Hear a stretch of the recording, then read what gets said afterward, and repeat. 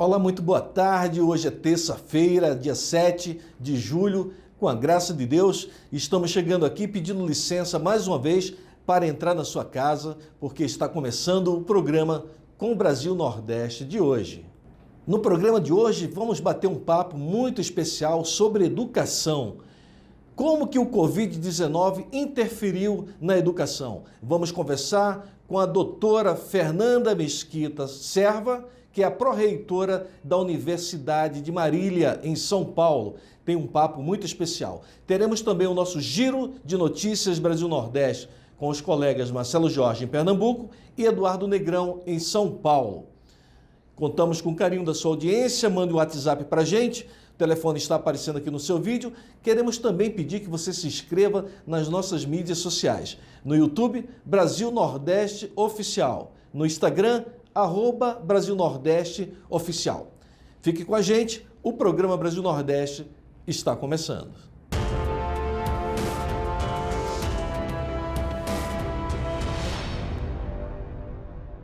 Vamos bater um papo mais que especial com a doutora Fernanda Mesquita Serva, que é a pró-reitora da Universidade de Marília, em São Paulo. Vamos saber como que a Covid-19 interferiu na questão da educação.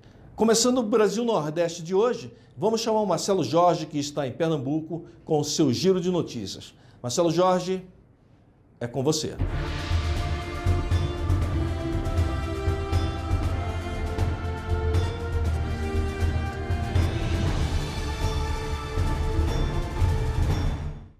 Muito boa tarde, internautas. Muito boa tarde, telespectadores que acompanham o programa Brasil Nordeste aqui na TV Com o Brasil.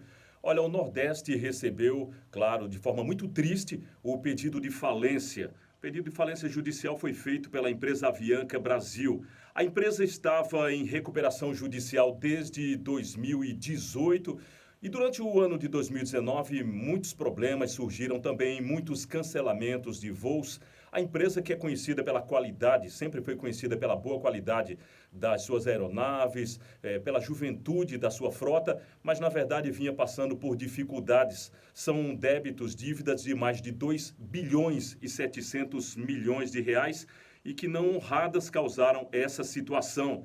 A empresa Avianca do Brasil chegou a ter 48 aeronaves em operação, uma das fortes companhias aéreas que fazia com muita eficiência todo esse trajeto aí de transportar pessoas do Nordeste para lá, de lá para cá, enfim. Era uma empresa muito querida e que chegou a essa situação de insolvência, não pode pagar os seus credores, portanto, com um pedido de falência judicial, encerra-se mais uma etapa nessa grande empresa. E a pandemia do coronavírus veio naturalmente piorar o cenário, já que o turismo, como falamos semana passada aqui, no Falando com o Nordeste aqui na Rádio Marano e também no programa Brasil Nordeste na TV Com Brasil, só piorou. Turismo em todo o país, em todo o mundo piorou e as companhias aéreas sofreram esse duro impacto. Naturalmente, algumas outras companhias em condições de operar vão absorver esses clientes e algumas operações da Avianca Brasil. Direto do Nordeste para o programa Brasil Nordeste na TV Com Brasil, eu, Marcelo Jorge, com vocês. Agora de São Paulo, o nosso colega jornalista Eduardo Negrão traz a atualização da região Sudeste. Negrão, é com você.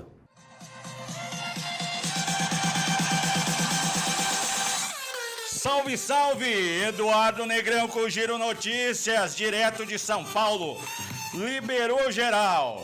Depois que o cabeça de ovo Alexandre Moraes soltou o jornalista Oswaldo Eustáquio, a moda chegou lá pelo Amazonas.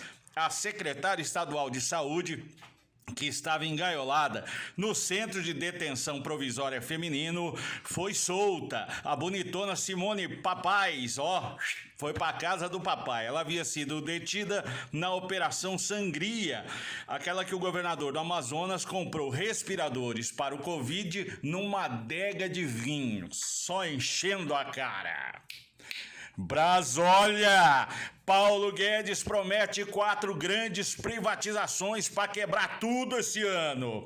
Podem entrar no pacotão os Correios, a empresa que, apesar de ter o monopólio nacional, consegue dar prejuízo. A Eletrobras, famosa pela distribuição mas não de energia. Deu cabidão de empregos. Tem vaga para todo mundo que for afiliado de político lá na Eletrobras. E o Banco do Brasil, que teve seus últimos diretores de marketing da gestão do PT e os 2 últimos presidentes também da gestão socialista indiciados por diversos delitos. Meus amigos, a mimosa está emagrecendo e as tetas gordas do governo federal vão secar. Não é brincadeira, não.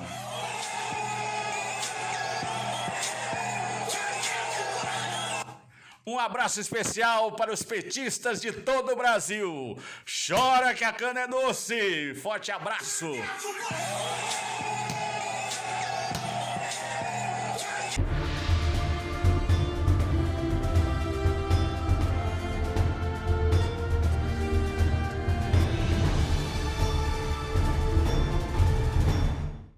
Vamos a um breve intervalo e voltaremos com o programa Brasil Nordeste já já.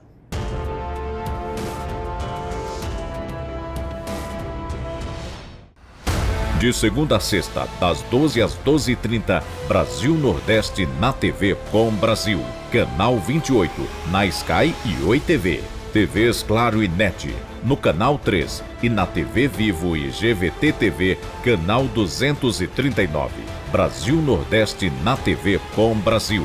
De segunda a sexta, das 12 às 12h30, apresentação Sandro de Moura. A pandemia do coronavírus desafia governos em todo o mundo. No Brasil, nós do governo federal trabalhamos para enfrentar o seu avanço e cuidar da saúde da população. Investimos 16 bilhões de reais na compra de respiradores, ventiladores pulmonares, equipamentos de segurança e medicação. Estamos distribuindo 22 milhões de testes em todo o país. Destinamos 50 milhões de reais para pesquisas e garantimos ajuda financeira de 3 bilhões de reais para estados e municípios. A prioridade é proteger a vida dos brasileiros, mas não podemos deixar de lado questões fundamentais para vencermos essa crise, como preservar empregos e manter a renda da população. Aprovamos auxílio emergencial de R$ 600 para os mais vulneráveis e destinamos 40 bilhões de reais em crédito para as micro e pequenas empresas. Novas medidas continuarão a ser tomadas, porque a vida dos brasileiros vem em primeiro lugar. Trabalhar para proteger a vida e os empregos. Esse é o nosso compromisso. Governo Federal.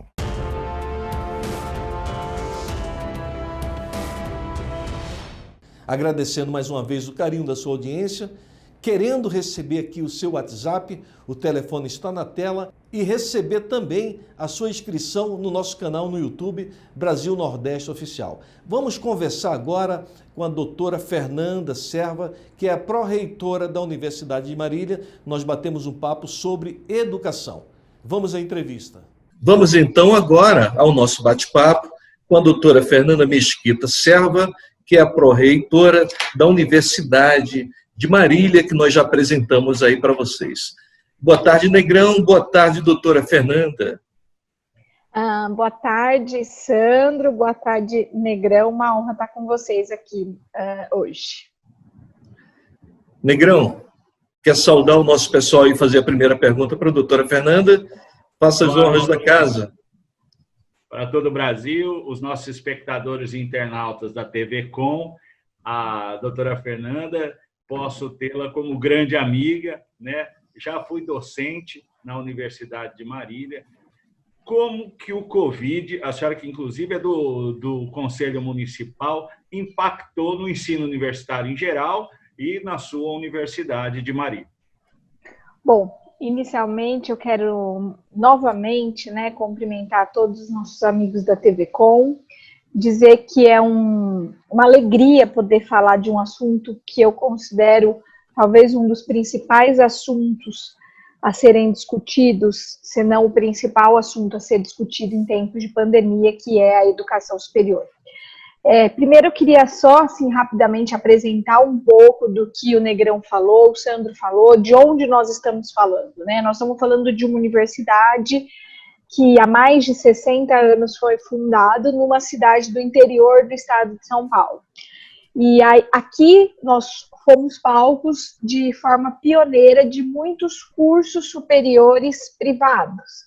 Nosso curso de medicina veterinária, por exemplo, foi o primeiro curso privado do Brasil. Então, isso para vocês verem o quão a gente tem tentado, de certa forma, ser pioneiro na educação. Acho que esse é um ponto que, por isso, quando o Negrão fala, muitos amigos do Nordeste fizeram Unimar. Sim, na década de 90, onde tinha muito pouca, né, oportunidades de ensino superior, a Universidade de Marília já era uma referência, inclusive alguns processos seletivos foram feitos aí no Nordeste. Então, o que, de certa maneira, possibilitou aí a vinda, então, desse pessoal para o interior do estado de São Paulo, e alguns deles aqui ficaram e outros retornaram à sua cidade de origem, que hoje a gente ainda recebe os filhos, os familiares desse pessoal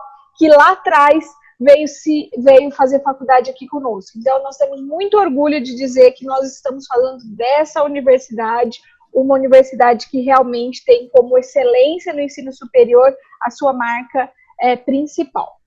E aqui eu queria, antes de mais nada, falar de uma opinião pessoal, né? A cidade de Marília, ela tem feito um enfrentamento, o Negrão está aqui comigo, a gente tem vivido, assim, um enfrentamento muito corajoso em relação à Covid-19, não tem sido fácil para nenhum segmento, a gente está desde o âmbito político, passando por todos os cenários públicos e também privados, tem sido um grande desafio. A gente tem precisado nos reinventar. Falava isso, inclusive, dessa nossa entrevista aqui, utilizando meios tecnológicos. A gente tem colocado na pauta a questão da educação. É um desafio, porque, infelizmente, Sandro, a gente não encontra uma política pública em relação à educação de forma coerente, coesa, que nos dá segurança, que dá segurança aos estudantes. O que nós temos vivido é, de fato, o mundo das incertezas, o mundo das dúvidas e o mundo dos medos. E é isso que nos deixa muito aflitos.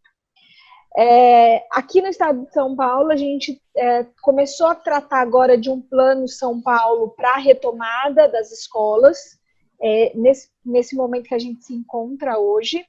Apesar de que, enquanto universidade, nós estamos vinculados ao sistema federativo, né, do governo federal.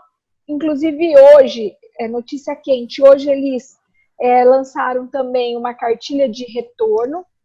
Então, assim, nós começamos a discutir, então, nos vários níveis aí, a educação como um todo. Desde o início do marco aí, março de 2020, que foi instalada a questão da pandemia, e essa portaria estende a possibilidade de aula remota até dezembro de 2020, o que não significa, é claro, que as instituições necessariamente vão precisar ficar com apenas as atividades remotas até o final de 2020, né? Mas, assim, o que houve foi, sim, uma flexibilização nesse sentido.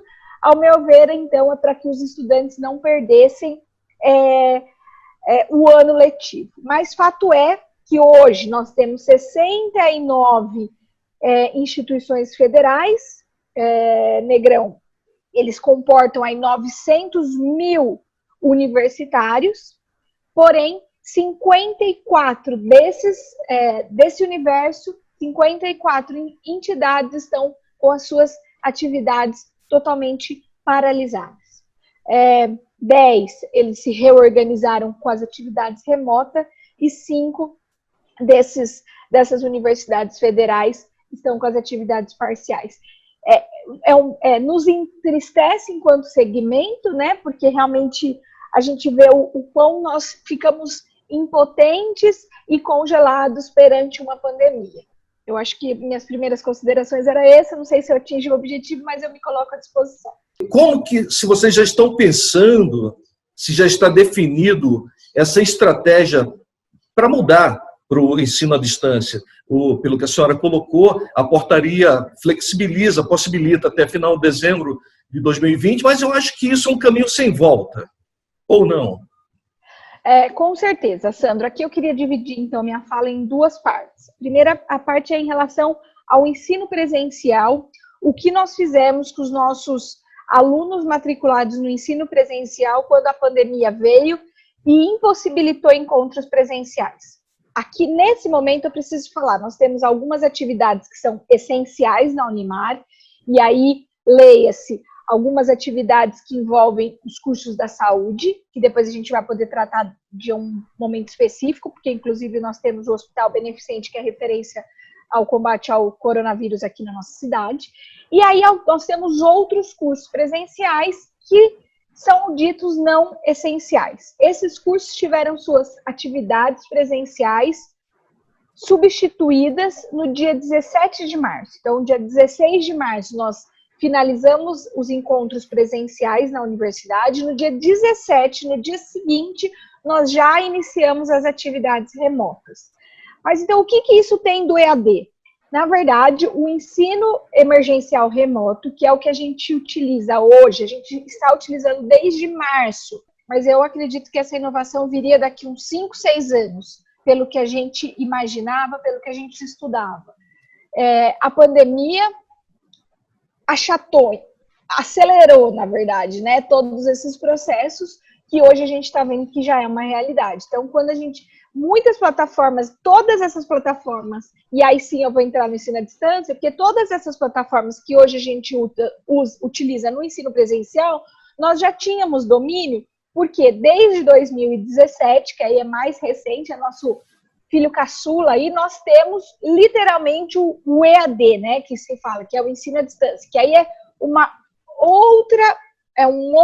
outra proposta de ensino e aprendizagem, que essa proposta é uma proposta que possibilita, por exemplo, o aluno aí do Nordeste cursar um EAD da Universidade de Marília, esse sim, porque ele é flexível, ele é mais acessível, só que aí não é esse professor ao vivo e a cores. É a aula gravada e esse aluno vai assistir essa aula da melhor forma e do melhor horário que ele assim entender. Então, justamente o EAD tem essa diferença, que é a flexibilidade da aula gravada. E a Unimar pretende investir nesse segmento, fortalecer esse segmento e alcançar o Brasil? Sem dúvida nenhuma. Hoje nós temos 35 polos da Unimar espalhados pelo Brasil todo. Nós investimos, nós estamos nesse segmento credenciado com nota máxima no Ministério da Educação desde 2017, mas de fato a gente começou a atuar em 2019. Hoje nós já temos matriculados 2.500 alunos no nosso segmento Educação à Distância. Estamos muito contentes com o resultado. É claro que nós sabemos que o nome da universidade e a seriedade acabam que fortalece essa unidade de negócio, mas a gente precisa entender que são duas coisas diferentes, né? Eu acho que esse é um ponto que precisa ficar muito claro para o nosso telespectador, porque assim, quando você procura um ensino à distância, você procura ensino à distância pelas características do ensino à distância, que é uma mensalidade num valor muitas vezes mais acessível do que um curso presencial. Você tem a flexibilidade de horário, como o Sandro falou, você monta seu calendário de estudos e você tem aí o tutor que vai tirar as dúvidas. O grande diferencial do EAD da Unimar é que, como nós somos uma instituição muito tradicional, nós tínhamos mais de 400 professores e esses professores que fizeram os materiais aí, né, que a gente chama de professores conteudistas do EAD. Então, realmente, o EAD da Unimar é um diferencial, mas que também não é um ensino presencial que foi provisoriamente alterado pela pandemia, né? Então, são duas coisas distintas, mas que, sem dúvida nenhuma, elas caminham os dois para investimento. Não há como se falar, né, Sandro, de educação sem falar em investimento principalmente na capacitação humana, porque eu acho que esse é o nosso grande diferencial. Nós, enquanto educadores, somos apaixonados por gente, e aí você precisa, é claro, estar o tempo inteiro aí tentando entender essa geração que está chegando para a gente conseguir, de fato, fazer com que cursar uma universidade faça sentido para o nosso aluno e para o nosso professor, porque eu acho que esse é o grande diferencial, porque hoje ninguém mais quer diploma pelo diploma, Sandro. Eu acho que as pessoas querem, de fato, assim, conhecimento, precisa de relacionamento, precisa fazer com que a universidade, de fato, crie um network para aquele pequeno grupo que está envolvido. Então, a gente vai precisar se reinventar e reinventar muito. Vamos a um breve intervalo e voltamos já já com a segunda parte da entrevista com a doutora Fernanda Serva. Brasil Nordeste volta já já.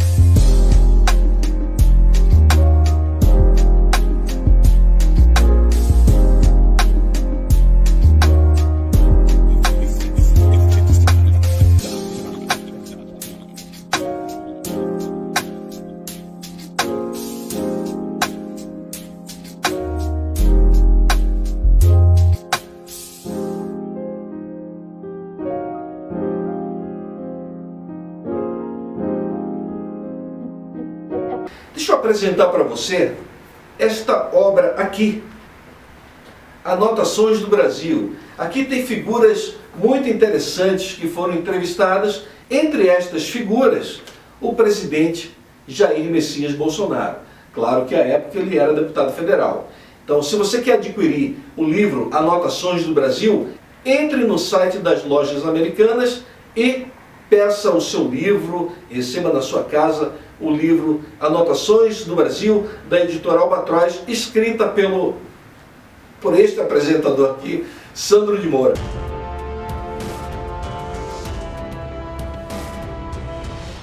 Vamos continuar o nosso bate-papo com a doutora Fernanda Serva, que está falando hoje aqui no Brasil Nordeste sobre educação. Vamos continuar a entrevista com a doutora Fernanda. Que nenhum hospital no Brasil, seja universitário ou convencional, estava preparada para uma crise sanitária como nós enfrentamos.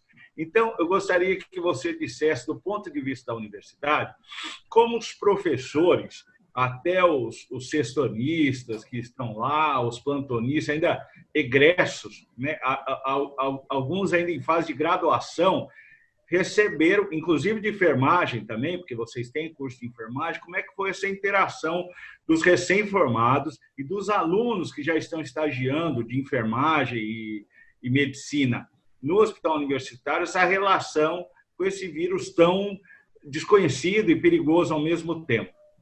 Eu quero aproveitar, por favor, doutora Fernanda, e encaixar na pergunta do Negrão, que é ótima, se a Unimar, no hospital universitário, teve um cuidado, um protocolo diferente em relação aos profissionais de saúde, que na área pública, uma catástrofe, mais de 5 mil pessoas, principalmente auxiliares e técnicos de enfermagem, enfim, dançaram com essa questão da Covid. Se aí no hospital universitário da Universidade de Marília, se vocês tiveram algum protocolo diferenciado para os profissionais da área de saúde.